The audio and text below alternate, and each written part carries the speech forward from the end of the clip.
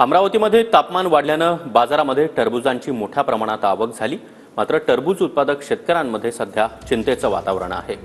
टरबुजाचे दर घसरल्यानं शेतकऱ्यांवर 100 रुपयांमध्ये तब्बल 7 किलो टरबूज विकण्याची वेळ आली आहे। सध्या उन्हाळा सुरू आहे आणि उन्हाळ्यात जर आपण पाहिलं तर फळांचे भाव मोठ्या प्रमाणावर वाढत असतात।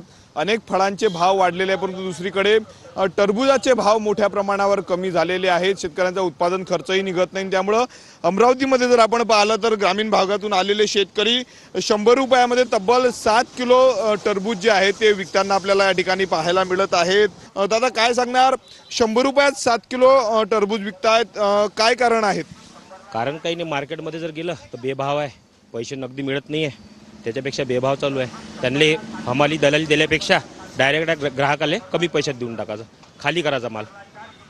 किती रुपयाला काय किलो विकताय आता? हे परवडत सध्या काहीच नाही सर, कारण की विशेष बायाची मजुरी वगैरे हे ते लाडकी बहीण योजना चालू आहे, त्या कारणानं बाया भेटू राहिल्या नाही, माणसाची रेट वाढलेले आहे, सर्व आहे, पण काही भेटू राहिलं नाही। पण काहीतरी आता करावं लागते, माल खराब झाल्यापेक्षा विकून टाका।